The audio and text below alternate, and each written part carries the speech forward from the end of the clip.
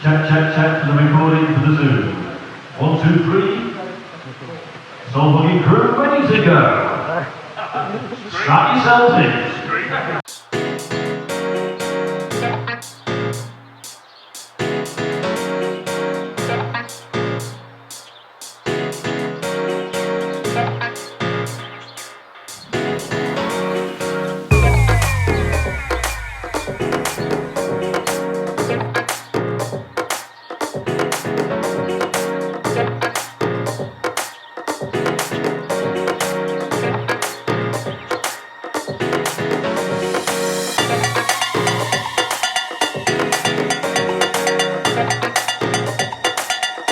20 years is pretty impressive. I think for a group of friends to kind of put together something that consistent, when you go in and you see, you get a feeling of, right, here's a group of people who featured regularly in these circumstances on this dance floor tonight. Good mix of people, a nice kind of easy atmosphere about it. You could tell people are trying to pace themselves, and they've been clubbing for many, many years. So any musical event that goes on regularly for that amount of time needs a lot of dedication. I just think it's a thing to be saluted.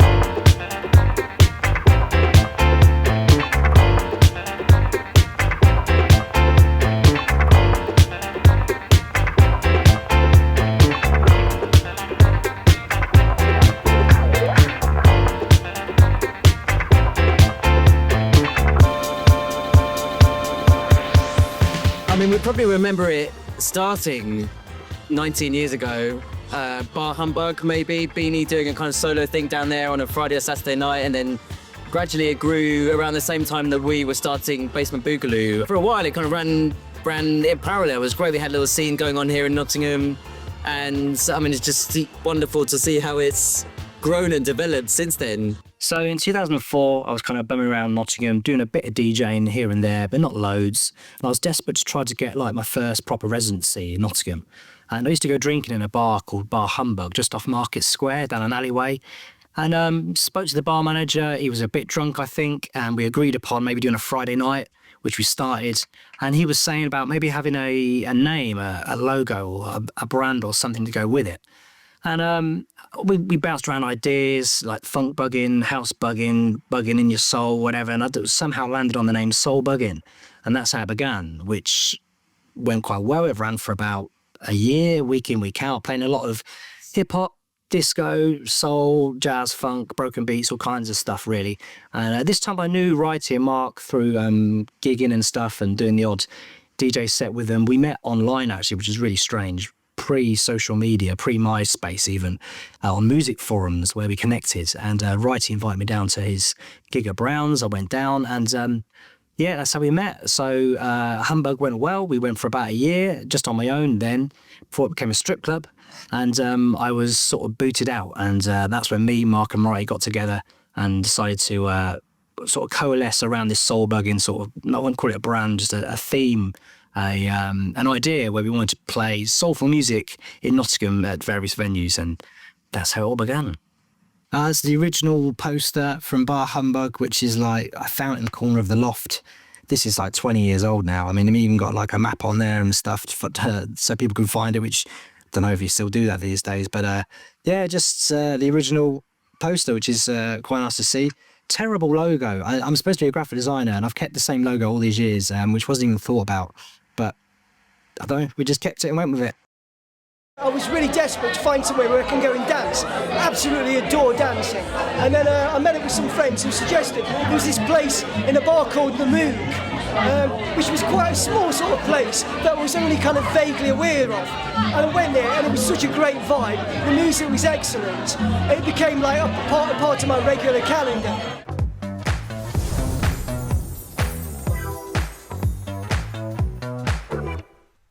The Moog was a rave pub. It was like a house. Everyone used to come down locally, and it just used to get smashed. This was our first regular. Everything was regular before. This is where that actually properly started as we know it now. Stuff was just random ones, wasn't it? Like random one-off parties, but this was our. I think this was the first real home, wasn't it? Yeah, this was definitely our first real home. Yeah. first home stadium. First one we started to have guests as well. Yeah, it was. Yeah. So Bobby Parafino, I think, was the first one, and I was at Southport, which was mad. But then, then it all went slightly crazy. Yeah, I think we've done the. Who was the first main one after that? After Bobby, I can't remember after Bobby. I don't remember. I know John Todd played quite well. Yeah. André That one? himself. André. Yeah. I can remember Phil Asher coming first time, running the door with us for a bit, shaking people's hands as they came in, and it was just like, this is quite bizarre and mad. Before he goes and DJs, people didn't even know who he was in Nottingham. It was like quite mad. There's times when it's hard, there's times when it's really tough. But then there's times where you just look and just laugh and just... I remember at Moog, me and Bean were on the door and Ashley Beadle was playing. And we just looked at each other and burst out laughing, going, Ashley Beadle is on the decks at this rave pub in the middle of Radford. I mean, it was crazy, but yeah, it was great. And it was like that for Phil Asher when he decided to do the door. Just these crazy things that just, you pinch yourself at times. My favourite memory of soul bugging has to be Charles Webster and Sinbad DJing in Moog. So Moog was a very small kind of club, pub kind of place, and we were very lucky to have a good relationship with the people who ran the place. So we had a lot of freedom there, freedom being in little speech marks. It was a real raucous place. It was great to see Sinbad and Charles looking so relaxed and, just a good vibe. To see two artists of such international repute playing in a really small venue was amazing. You remember the raid toilets? Nothing worked, stuff all over the floor. Some months we did 2 parties a month there, whereas a bank. Bank holidays, like at Jazz Go and Play. At Jazz with Kev Beadle, and then at Jazz on his own, Tommy Curtis. Joe Buddha and all that. Also, he disco twice. It's the size of someone's house. So it felt like a house party. I think we were one of the final parties, weren't we? It had no end time. It went till 6 a.m. and I was like, I think I'm done now. I'm done. And then I left, and I think, we'll just stay in the pub. It was crazy night, but good one to finish on. See, when we started, there was like the barman, 2 people and a drink. We finished it. We're just like rammed. So it's like the formative venue, really, isn't it? Yeah. This and the Bodega, probably. Oh, the Mecca. Yeah. I think I've been surrounded by music my whole life. Both my parents are musicians. My dad is jazz trained. My mum's classically trained. They were both music teachers. So I just grew up in a house with a music room, which is pretty amazing. I could just go in and pick up instruments and play. And eventually I did settle on an instrument, and I was a French horn player for many, many years. I still have my French horn, but I don't play it much these days. I also started playing the saxophone and a bit of piano, a bit of bass guitar.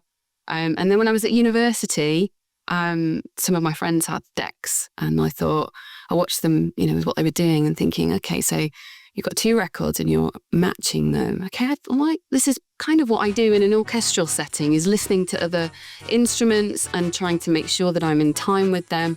So I think I might give this a go. And I love music, so it just spoke to me, really. So when I moved to Nottingham, I got a set of decks. They weren't very good decks at the time, but I've got better ones now. But yeah, so I just started, really, and just got into it.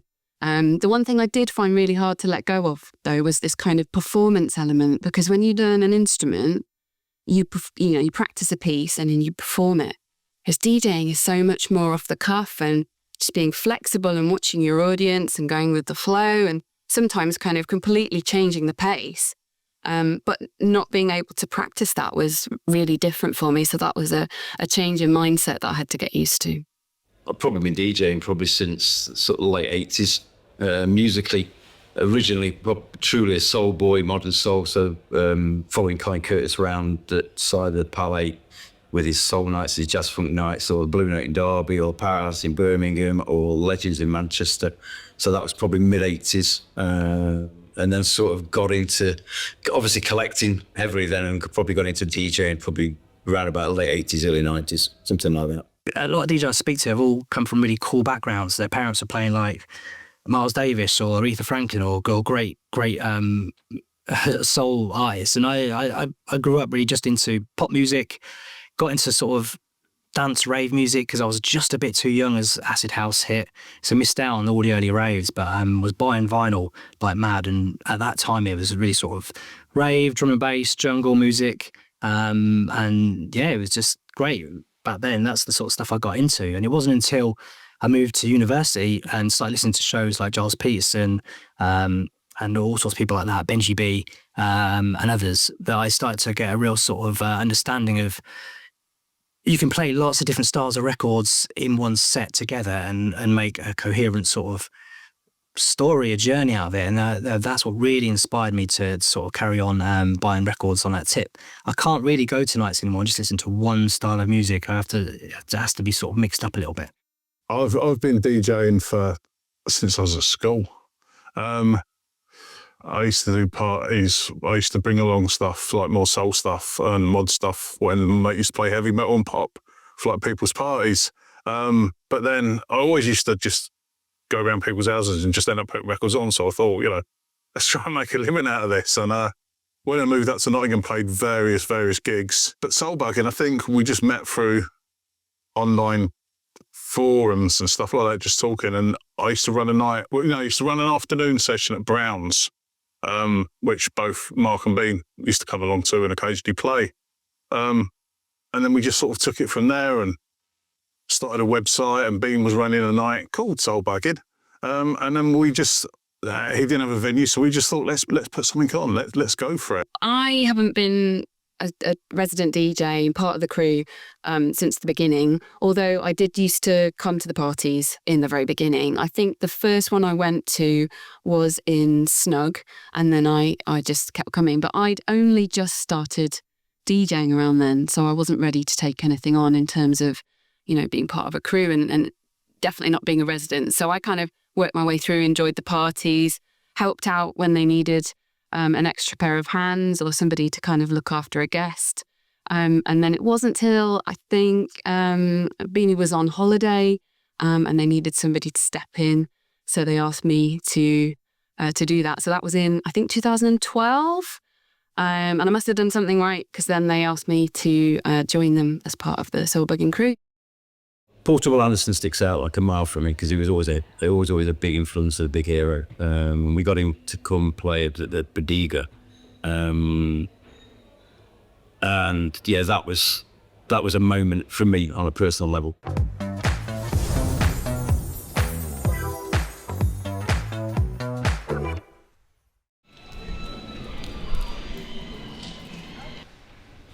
We had some music, didn't we? Yeah, it's after Mood finished, wasn't it? We were looking for a new venue, and I think spoke to Adam Pickering and Alec. I had a meeting at that booth over there, and they were up for us to come on board, and we ended up carrying on our monthly sessions for that's about 3 years, I think. Yeah. We changed in the end to go like 3 or 4 times a year, then every quarterly. Yeah. But feel bit of some parties here, like Recluse. Yeah, man. A couple of times. Coming here enabled us to put on bigger DJs as well, because great as Mood was, Yeah. it had limitations. Yeah, we sold out for Andrew Weatherall here. That was... And that is still when we had paper tickets, wasn't it? Because I can remember you Yeah. party before. People could buy a paper ticket for the next Soul Buggin, which was André Weatherall. I looked on some of the old Facebook posts, and we're putting out things like, if you want a ticket for next month, come and see Rai or Beanie or whatever. It's like, what? Give me the ticket deal. Yeah. And we did a birthday here with just residents. Yeah, that was so busy. That was really, really good. First venue as well, we were able to bring over international DJs like Recluse, Mad Max. He's sort of, which wouldn't have to do about Mad Max too. Yeah.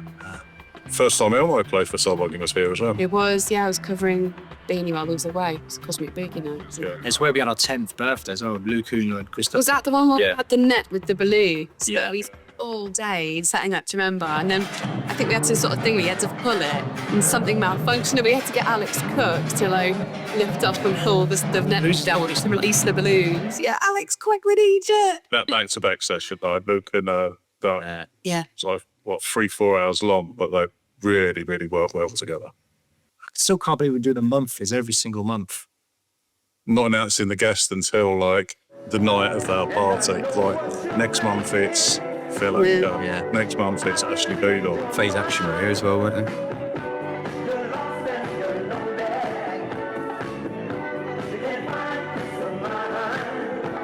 Boris Fulton here as well. Oh, yeah.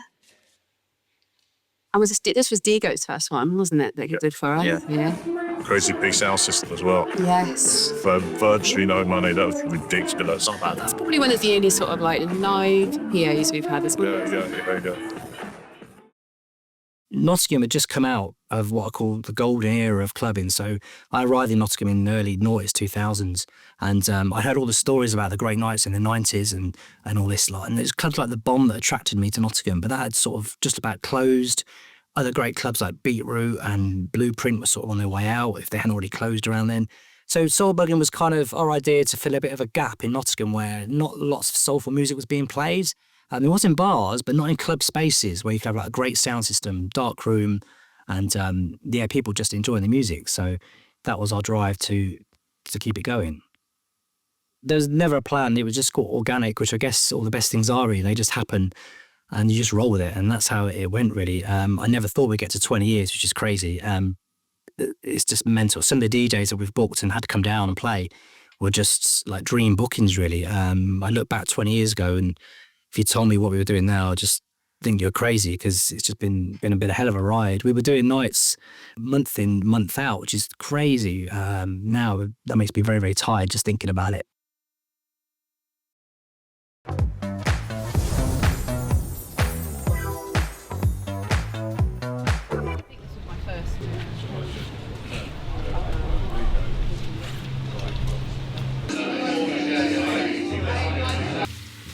So upstairs at the Angel, the old Angel as it was when we did parties there. What did we do? Just New Year's Eves there? I had a look. I think it was 3 New Year's Eves, and we did one with Wild Honey, a DIY one where you came on board to do a full on Soul Buggin. And then there was a Christmas pie we did here as well, which was around those years, but I don't even know when those years were now. But I do remember the DIY one was mad because people were coming up for the sound check and they wouldn't go back down. Yeah. So we had to go taking money off them. yeah, I think it used to be a chapel hundreds of years ago or something, didn't it? That's what kept the theme. So they're knocking through walls and ceilings and find the new bits of Nottingham history all on the building, which is fantastic. Musically, we all sort of bounce off each other, which is great. We all have our own kind of styles. We're all generally into soul music of some sort of persuasion, but as a Venn diagram, we all sort of cross over, which is quite nice. So some of us might be more into sort of a New York style night is house music, whether it be music like Masters at Work or Kerry Chandler or whatever. Other members of the group are in sort of broken beats like West London. I'm into a lot of Brazilian stuff and sort of jazz fusion, and Roy's an old soul boy as well, into like old funk and rare groove, stuff like that. So as a nice melting pot of residents, we sort of have a nice mix of music. A lot of the sort of dancier, faster stuff is on digital. I get sent the promos, brand new stuff. But if I'm doing a warm-up or a boogie set or something in a bar set, then I'll take vinyl along just because, I love co-vinyl and I've got so much of it. And it's like, there's some new things come out that that I buy. So, why not play? Because they'd sound so good in there. So it's a case of looking as well where I'm going to be playing, what sort of set I'm going to be playing, and who the guest is really. So it varies in person to person, really. I don't want to be playing exactly the same sort of stuff as them, but I want to be sort of warming up into what they're going to play. I mean, we're quite a broad church, and while we don't put restrictions on who plays what, we know they have a certain sort of style, and they're going to be playing in that sort of style. So what fits in, what doesn't fit in, and what I can play in around that. Just picked that up recently. I think Nottingham is a great city. I've lived here for 24 years, and it's got a great musical scene, great heritage, and there's some great parties and nights going on. But I think with Soul Buggin, we felt I wanted to just plug a little bit of a gap where there seemed to be not that many nights playing like soulful music in dark rooms with loud sound systems. Plenty of bars playing it, well, not so much now. But not many. Musically, it seems to be, from a dance perspective, you're really cheesy, DJ Instagram and all that business, or quite cold, abrasive music that hasn't got a lot of soul. So we want to be in the middle somewhere and just do something special and keep going.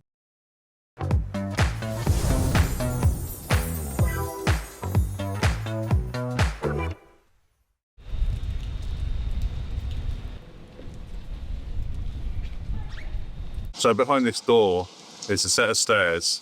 And I think it's another set of stairs. Goes on further, yeah. Full stories into and then if I get up to a little loft house, which was the loft house.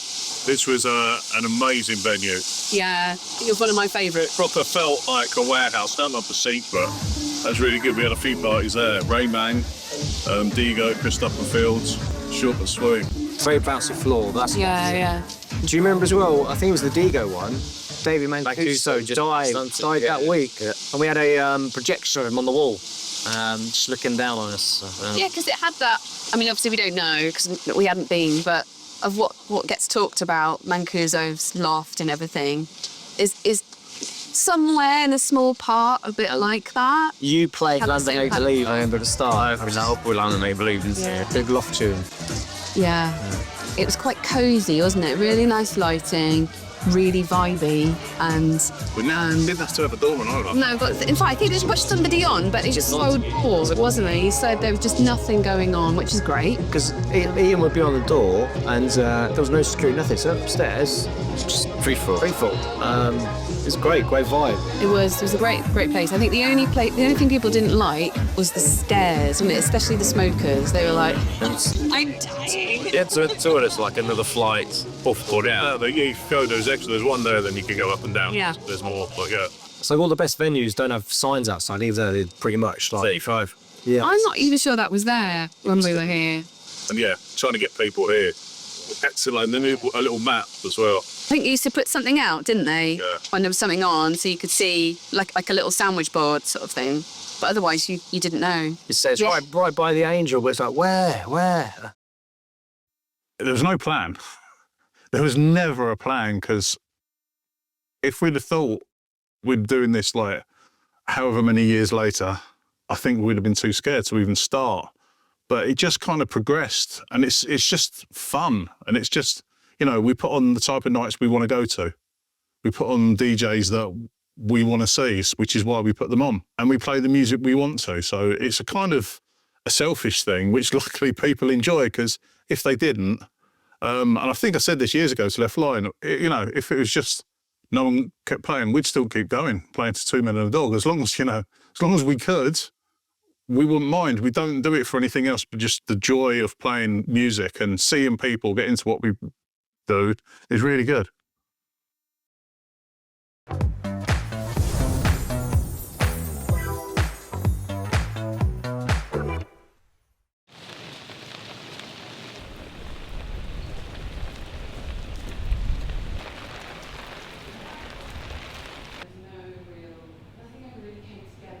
We did quite a few different types of parties here, didn't we? We did some late night parties and some family friendly all-dayers, and we did some New Year's Eves. At least 10 times plus, if not It's a bit 50 or so. wasn't it? Yeah, at least 50 or so, yeah. Probably every quarter or something. We did something here.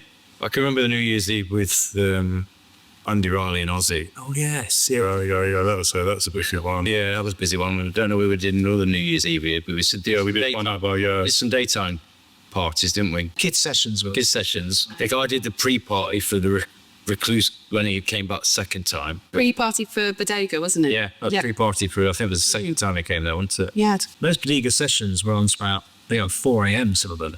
So we do a pre-party from like 7 till 11 or whatever it was. Yeah, I think 7 till 11 or something like that. Then you kicked off up there as I shut down here, and then we all went up there. You can't there already. So yeah, madness. It's fun. We were young and had so much time on our hand. Yeah. Yeah, we had a good run in it for at least 4 or 5 years worth of Some really good parties. regular free parties in here. Yeah. It's a good way of people just finding out about solving work, because there were free sessions at the start of those Saturdays. Yeah. Yeah, Just in and stuff. you can play anything you like. Yeah. But again, they were, I suppose we deliberately choose venues where we can do our thing, don't we? And they let us do our thing. And they also, I remember them partly paying us in rough trade gift cards. Yeah. To also buy some records. So by the time you've done a set, you go down, spend it, come back up and play it. Yeah, I can remember doing that once. Yeah, I did. But also, I've been brought it back upstairs, put it straight on the decks. Good times. Good times.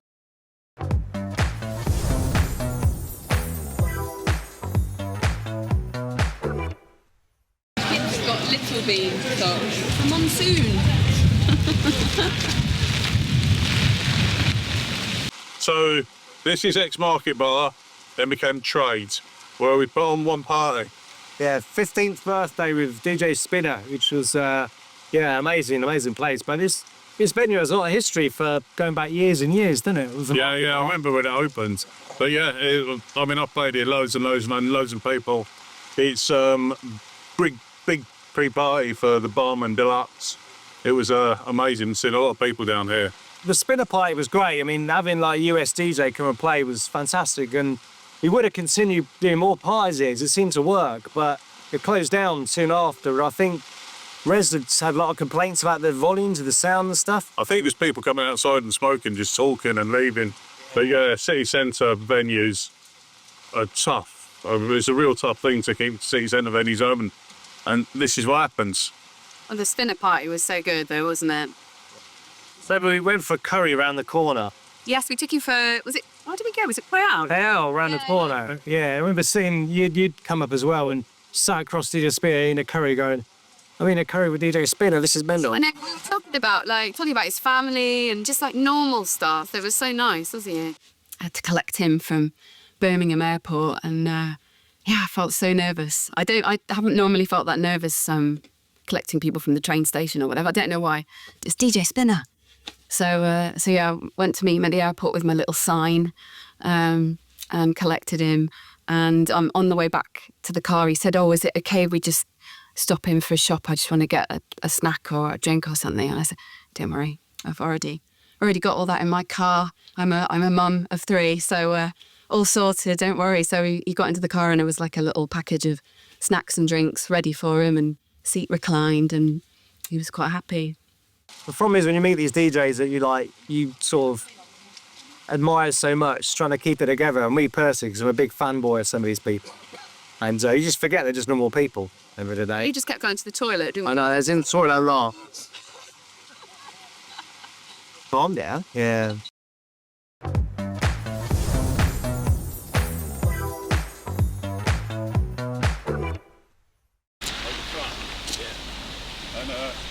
Yeah, the pub used to be behind the bar.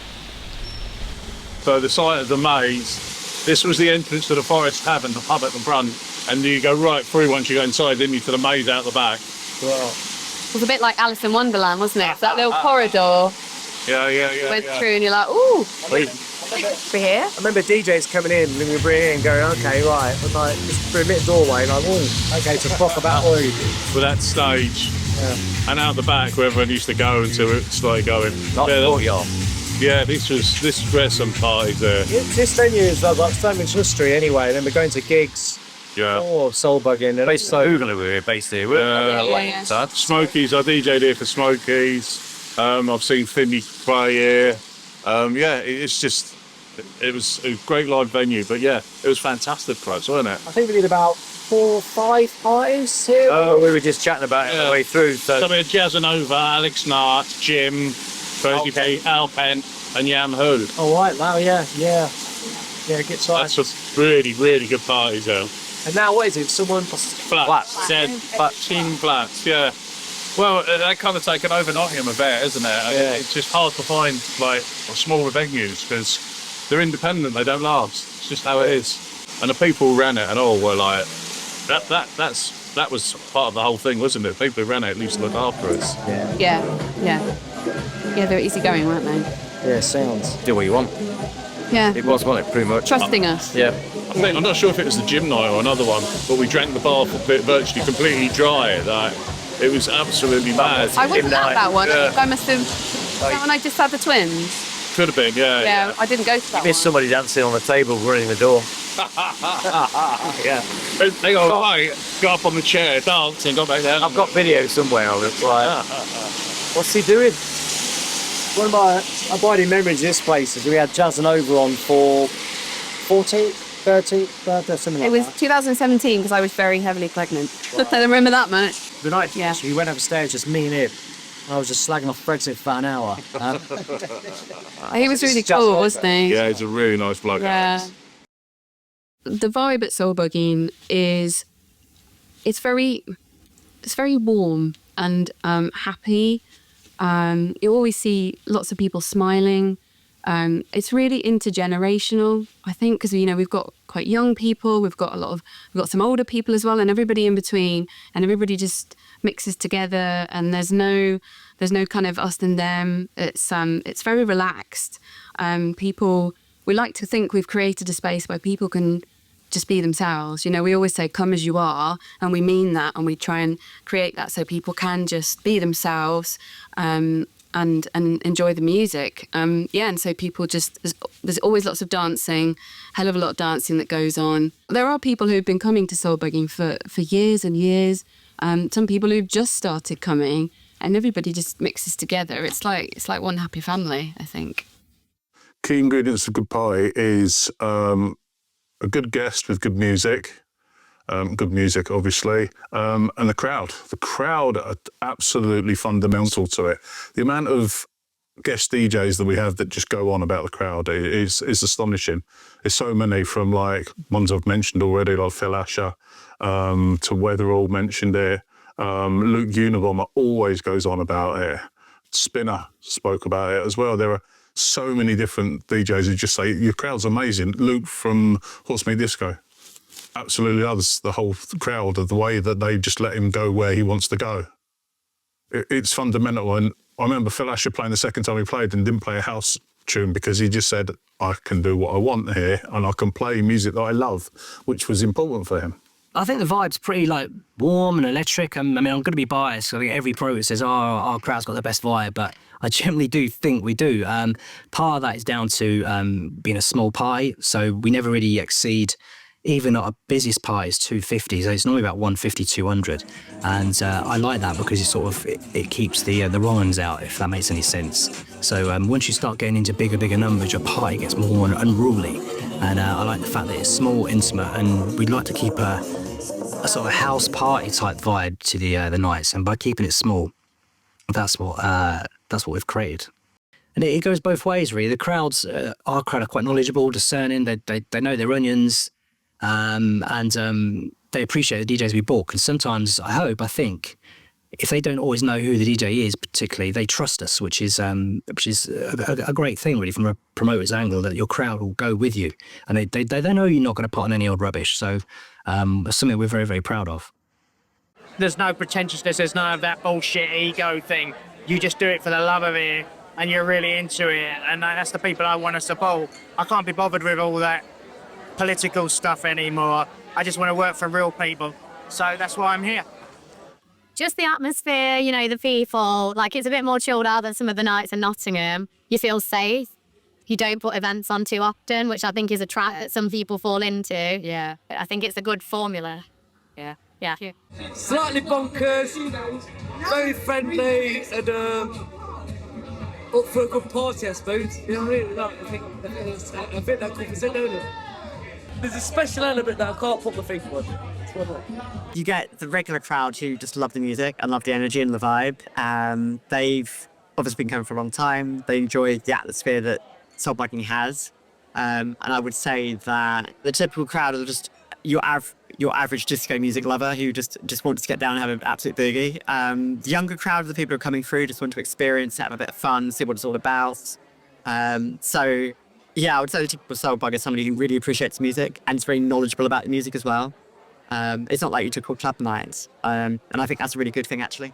When you come there, you lose yourself, dance for hours. I literally get home after soul bugging, dripping with sweat and intensely happy. People always sort of think everything's happening down south.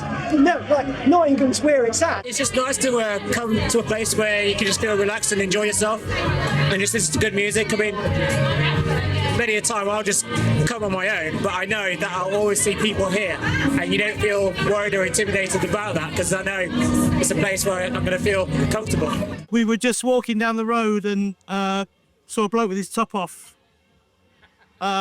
shouting, "Soul bugging that way!"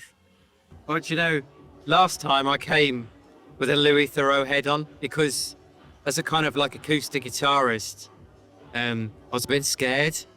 Because, it's hard to keep up with the beat, right?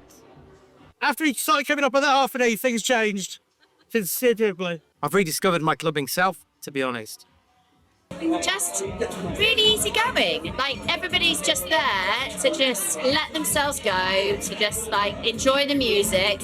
Actually, a lot of the time there's great conversations and stuff that happen on the buy side as well, but it's like the same, you see faces, you know the people, it's just warm, friendly, lovely, non-judgmental, like everybody's up for it, and it's just absolutely lovely. It's kind of like having a big warm hug with a crowd of people that you don't quite know, but you know that they're there to make you feel lovely. That's it.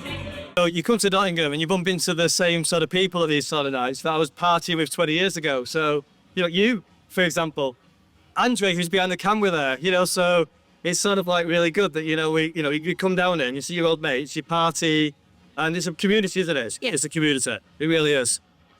I think what you've got is what's required, and that's passion. Passion. All of you bring something different to the table. What I enjoyed was there was a crowd outside of my crowd, and everybody was up for it. Everybody was up for something different. Everybody was up to listening and taking on board what you were doing. So Soul Buggin to me, definitely 100% for the future. I think the key elements to a good party, sort of 3 or 4 magical things really. You don't always get them, but if you get them all at the same time, you've got absolute like gold dust, which is good sound system, great people, good venue, ideally, that everyone's happy with, and great DJs. And if you've got all those together, it's just magic. And that is the genie in the bottle, which you're always trying to strive to get. And it doesn't always happen. Sometimes you'll get 2, sometimes you get 3, but occasionally if you get them all together, it's amazing. I mean, the Soul Buggin DJs are good anyway, but they get some great guest DJs, and it's the people that come and the atmosphere. It's just great, friendly atmosphere. I've never once seen an argument at Soul Buggin. I've seen people drop wallets, phones, everything like that. They always come back, no problems like that. It's just brilliant. It's a great night out. To be honest, Soul Buggin has changed my life. No, it's a feeling, I suppose, as much as anything. It's a laugh. It's really friendly. It's about the music, but it's also about friendships made before in the warm-up, getting there early, chatting to people that you've seen before. It's a very friendly, welcoming crowd. And I think it's just, there's no... I mean, everyone likes to drink, but no one gets like out of order. There's no horrendous behaviour. It's just none of that things that you can worry about in certain other nights. The crowd's really mixed. They're open for anything, and I think they're just there to have fun. We believe that one person playing for 3 hours is better than loads of DJs playing for 1 hour. So we normally have one guest, and we tell them, just do you. We booked you, we love you for what you do. And sometimes they ask us about, how should we do it? What's your crowd like? And we're like, we want you to be you. We want you to play whatever you want to play. That's why we booked you. And we genuinely mean that. And I think people are quite surprised by how receptive the crowd are. Like, they're knowledgeable and receptive, I think, in the main. It's quite rare for somebody to march up to the decks and demand any request. They will just trust the DJs that we've booked to do their thing and take them on a journey. So I think they really enjoy that, and you can see the kind of energy in the room when they're sort of vibing off the crowd and they're playing tracks and the crowd are just going mad, and then they get a lot of energy from that. It's nice to see that sort of, sounds a bit hippie, but the transfer of energy between DJ and crowd. The DJs like DJ Spinner, Jazz and Over, Recluse, Digo, these guys, they're just not being booked in Nottingham. So that's why we sort of felt a bit more of a imperative to bring to the city, really. And especially playing small venues, which is what we love, really. We're, me personally, so I had some of my best nights in small venues. And we like putting on big DJs in small spaces.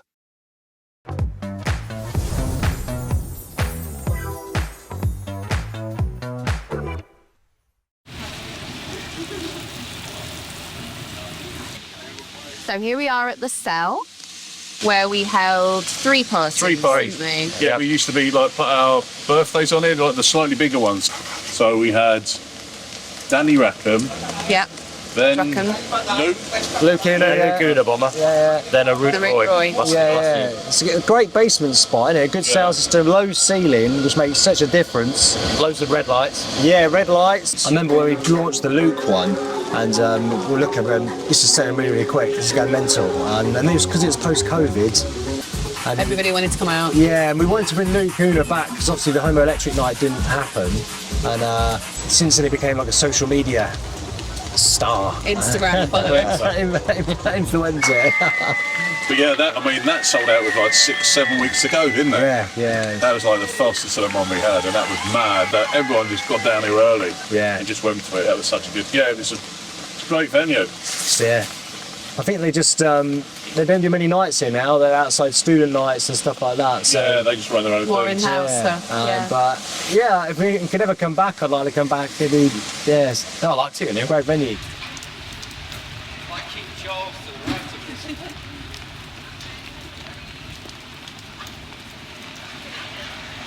Like a Monty Python sketch.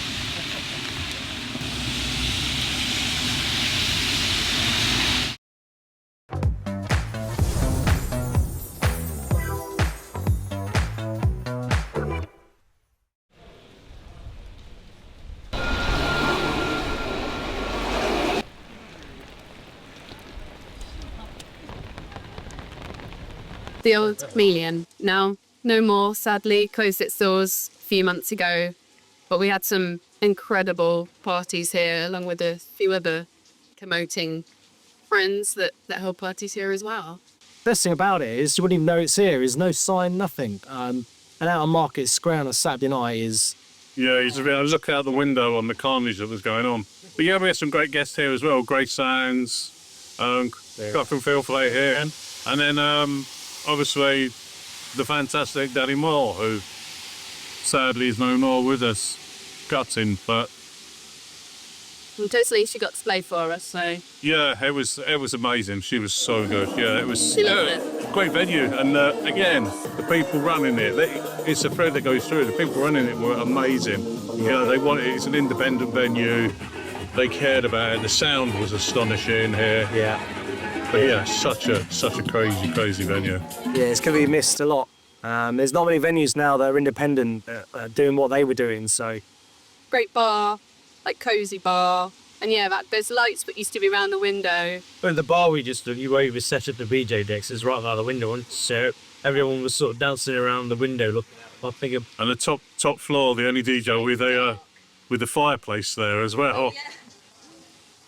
Sweatbox. And its own sound man. Yeah, and the sound was just amazing. Probably one of the hottest rooms that the DJ did. Oh. Yeah, that summer. Weird, wasn't it? But not in No, just at midtime. winter. As soon as you got loads of people there, it was hot. Yeah. Obviously really well insulated. So you get really hot. We tell people like wear a t-shirt or a vest coat. There's no airflow, was it? So it's like big fans on and trying to stay cool. I think people used to sort of rotate, didn't they? They'd spend a lot of time in the top room, get really roasting hot, and then have to come down to the bar to get a drink, to chill out a bit, and then go back up.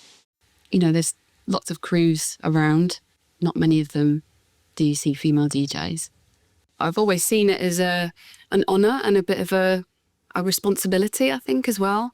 The music industry and the DJ industry is still very male-dominated. I try my best to fly the flag for females, I think. And also in terms of our bookings, I've tried to book more female DJs. So we had Lucy Lockett, Disco Lucy, come and play for us, and fantastic disco set. And then more recently, we've had Danielle Moore from Crazy P come and play for us, and one of my personal DJ heroes, you know. So it is that kind of pipeline, me seeing somebody before I started DJing properly. It's someone that I looked up to as a brilliant female DJ amongst many others. It was a very surreal moment. Maybe surreal's not the word. I can't think of the right word for it, but where I'd just done my set, the warm-up for Danny Moore, and passing the headphones over to her. And I think it was that realisation of that, actually, this doesn't happen very often. A female resident passing to a female headliner. So that was quite special for me.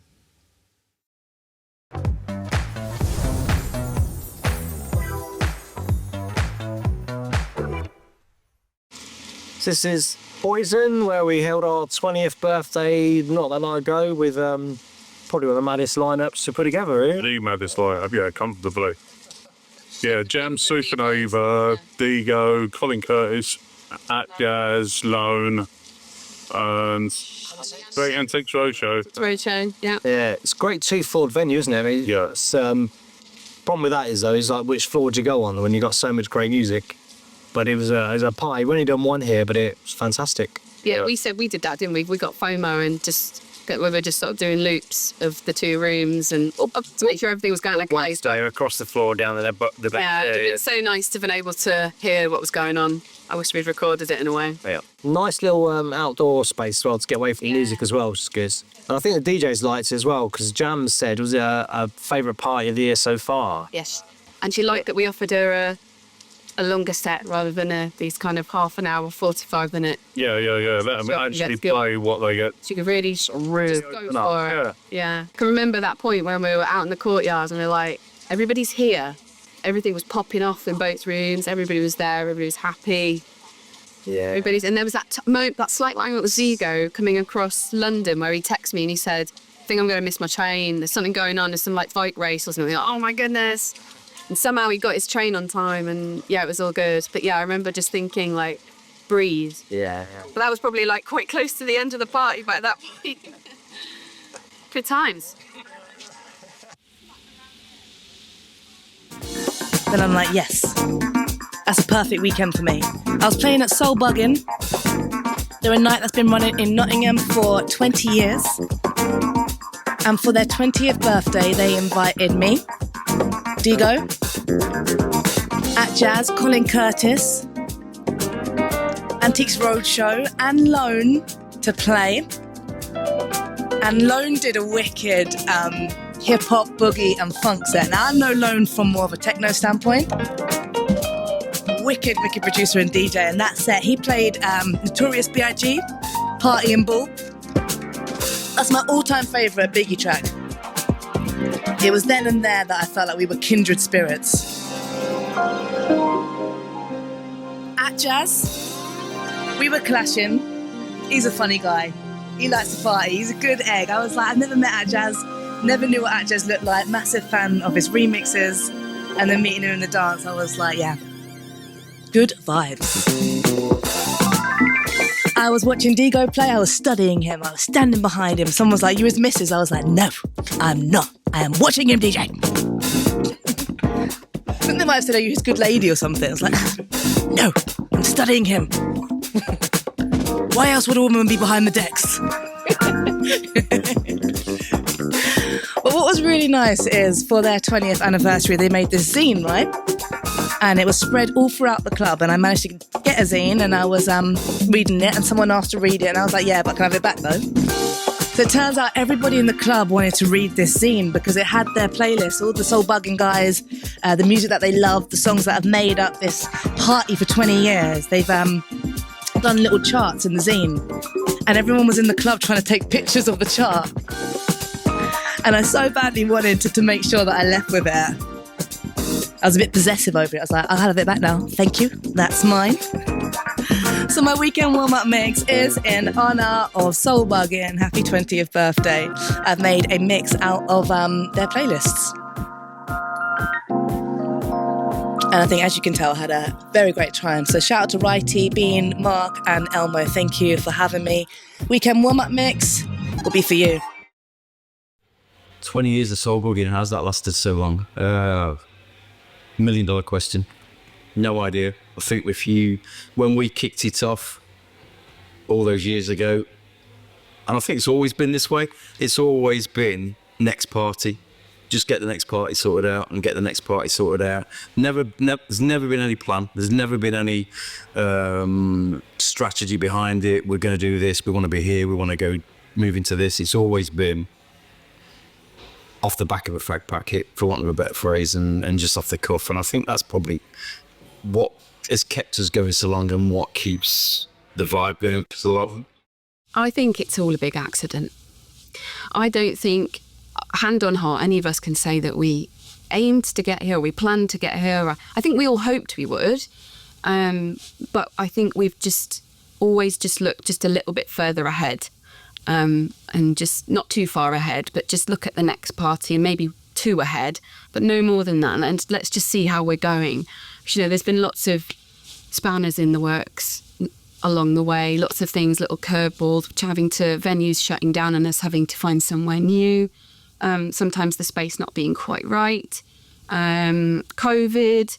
So, you know, we've just tried to sort of work around things as best we can. I think being adaptable, I suppose, in that sense, has helped see us through, just kind of going, you know, like we had one party over COVID where everybody had to sit down, which is pretty funny when you think about it. And if people stood up and started dancing, they got told off by the bar manager. So, you know, we've tried our best just to kind of keep going and keep our community happy and put things on for them, bring DJs in from around the world that people will be excited by, and us too. You can tell if a DJ is enjoying what they do. You can tell if a promoter's enjoying what they do, rather than just doing it for money, because there's love there, there's interest there, there's, you know, we want people to turn up, we want people to come. We don't want to make money off this, which is lucky because we don't. You know, we just put on stuff we want to go and see. And I think that could be the part of it. You know, we're kind of lucky in a way that we just hit the right time. But it takes a lot of work to be that lucky consistently, I think. If you do what you love, you never work a day in your life, do you? So someone wiser than me once said. I've got ultimate respect for Beanie and for you know, you guys and what you've done over the past nearly 2 decades, and particularly given everything that's gone on, you know, with the pandemic and keeping things going, and just the kind of respect for the music and for the scene. Yeah, it's inspiring. You've been doing this for so long, and you know what I mean, you've stuck with it, but ups and downs, you know what I mean? It's just like, I think you've kind of, and because of your own personal musical tastes as well, I think it's just like you've opened it up a lot more to a quite open-minded crowd. You don't just play house, you don't just play this, you don't play that. You're into all sorts, which I think is really important in a club environment. It's too easy to have that, you know, that same sort of thing going, oh, if I go there, I know I'm going to hear house, or I'm going to hear disco, or I'm going to hear this, or I'm going to hear that. I, you know, for me personally, because I'm into all sorts of music, this is the perfect environment for me. So, you know, it's just like hats off to you guys for just keeping it going, you know, and it's a tough business to be in. So it's all the least I could do was come up and do this again. So it's the passion of the people who are involved, you know, because you've got a crew, a collective of good DJs who love the music, love what they do.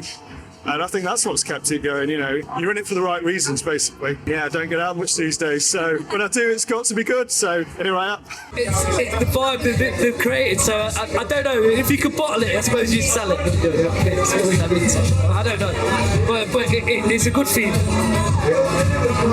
It's really, like, hats off, because it shows how much passion, integrity, you know, to me, this is inspiring. Being here now. And it's the only thing that's on in Nottingham. No. With this music. Let me finish with this music. So what you have is a loyal fan base who trust you to book good people in the same sphere musically. And for a city like Nottingham, it's dead important. But, you know, without the people who make things happen like you guys, like this, then you just drift into a sea of like reflex 80s bars and shit. So big up to you. My first time that I came up to Nottingham was to play Soul Buggin. I think it was about 10 or 11 years ago. And it still stands as one of my favorite gigs. Absolutely amazing energy. I was coming off a long tour and remember being particularly rinsed, sitting on the train coming up that way from London, having no idea what to expect. It's like, how am I going to pull this gig off? I'm so tired. Pulled up, and the vibe was out of this world. And I was able just to soak up what was happening with an amazing crowd, and had a stupendous time. I think I played a great set. The crowd was up for it. Real special vibe, and you remember those times. having traveled the world, there's only, you know, a handful of pockets where you get that chemistry right, and you guys definitely got it right. So congratulations on an amazing run. I hope you got many more years ahead of you. And, you know, hopefully someday I get to come back and have another throwdown with y'all. That's it from me. Peace from Philadelphia. This is Recluse. This is a party, isn't it? It's not a club night. It's not a money-making thing. I don't think Bina and is making money off this. It's about having fun, and it's a party. It's not a club night. It's a party, and that's what it's about. It's tough to pick a favourite party. There's been so many. I mean, there's literally been I don't know, hundreds. It feels like picking a favourite party or a venue or guest is a bit like picking your favourite childhood. It's impossible. But I have like great memories of. Well, bringing DJ Spinner to Nottingham, which was just crazy. A DJ I don't think ever been here before. That was great. But one that particularly stands out is Andrew Weatherall, who played for us on our 9th birthday at the Bodega, and that was just an incredible party. One where, I mean, he doesn't just play anywhere, Andrew Weatherall. I think he got a tip-off or a recommendation. It might have been Luke Uno or someone like that. And he decided to come and play, and we couldn't believe it. And he played for us, and I did the warm-up before him. And I was shaking a bit because I was like, I had the feeling of like there was greatness in the building.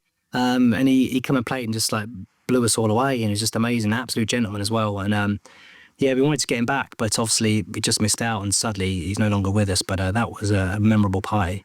Thinking of favourite guest is really tough because there's so many different facets to having a favourite guest, isn't there? Is it, you're thinking about who did you most want because it's somebody that you bought records from their production side of things, or it's somebody that you've been following for years, or was it just that they did a really good set that night, or maybe it was the combination between DJ and venue, and I think there's lots of things that come together with that.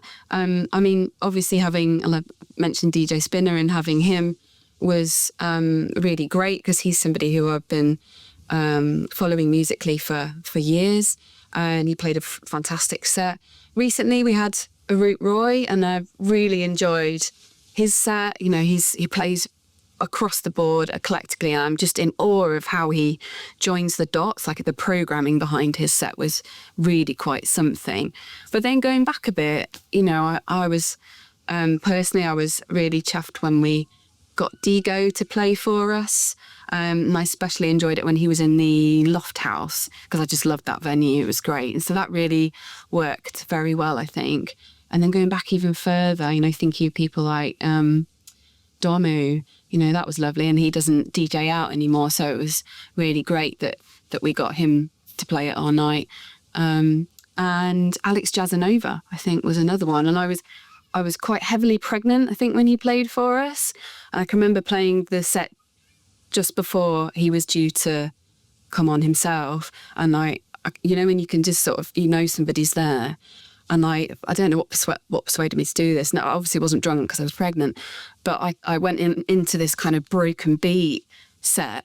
But then you have to be really sort of watching your mixing, because it can all clatter quite badly if not. And as I was sort of mixing, I could sort of see him out the corner of my eye thinking, come on, baby, be cool. You can do this. And it went fine. But yes, it was great to have him along as one of our guests too. And loads more that I can't think of right now. Dream guests?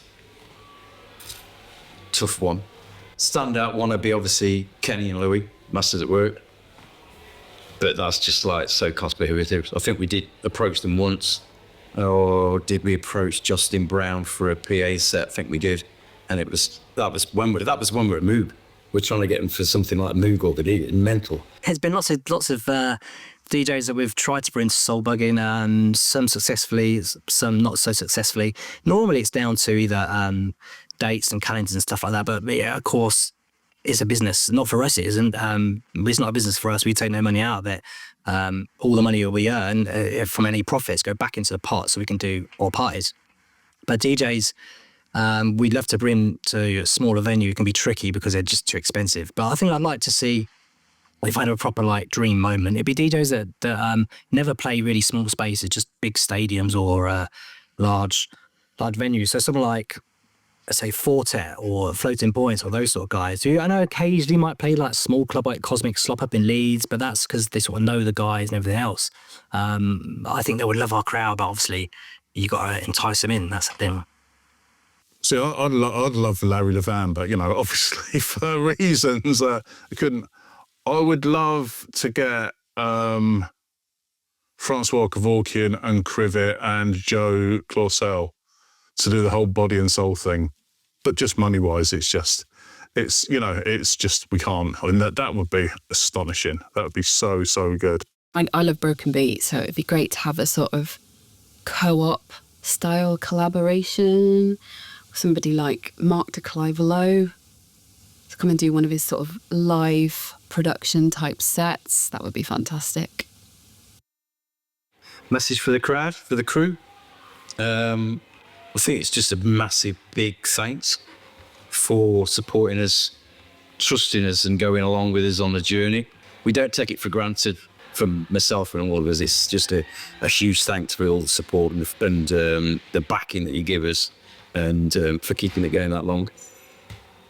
I look at other nights that have been going for as long as us, that are now in their 25th year, some of them in their 30th year, and they've either become festivals and gone massive or sort of blown up and fizzled out. And we're very much of the opinion that we're going to keep going, I think, as long as we have the passion still, we can still physically do it.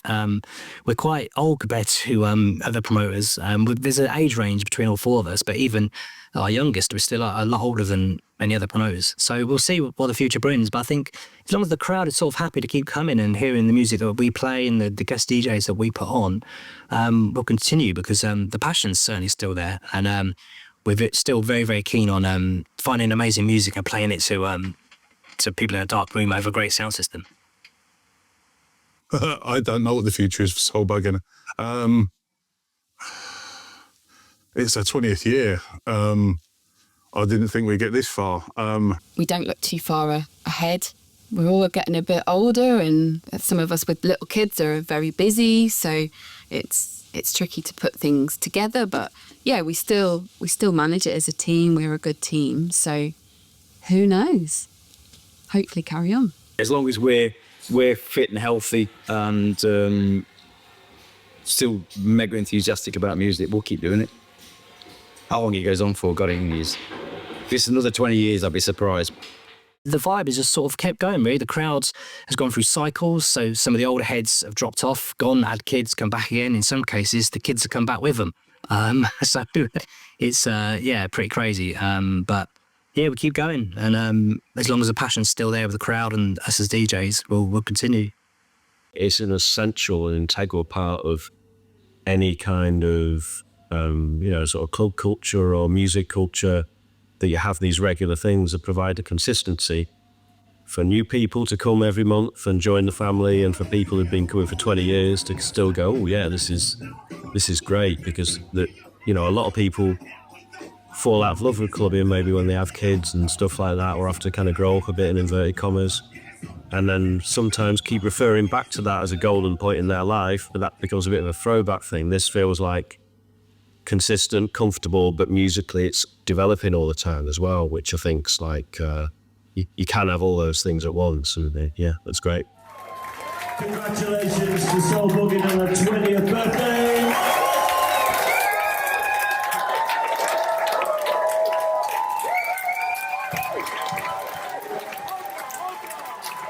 What an amazing Saturday afternoon. Thank you very much for joining us. Good day to you all. This is a little message, a love letter really, to Soul Buggin, the Nottingham collective, and the crew that have been doing their thing for so long now. It seems like only yesterday, but I played there so many times, and it really is one of the best, most mighty places I played at. Coming out of COVID, I'd done previous gigs there, notably with the incredible Chris Duckenfield, who's one of their almost residents there. But like so many places like Colbo Studios and Hare and Hounds and Pepina Crew in Sydney and Hyde Gloon and so many places, there feels like they feel more relevant now than they ever did. The return to the smaller club, great sound, a tight little crew of people and amazing music. And I have to say, it really gave me hope after COVID, because I really felt you could spread your wings so much. And my gig there after COVID, not that it's about me, it really isn't, but it was a space where you could play anything and go everywhere, and they appreciated it. And that is so rare when you play huge, bigger crowds. You can kind of lose it. I actually did a edit in homage to Soul Buggin, because I first got to had the balls to play Mother Sky, a track I'd always wanted to play and never had the balls to do it. And they went nuts to it, and it was a bit of a moment, but it's not about me. It really is. It's about Soul Buggin, and a thank you for one of the best clubs there is. Big love, keep the faith, move it on. Thank you so much.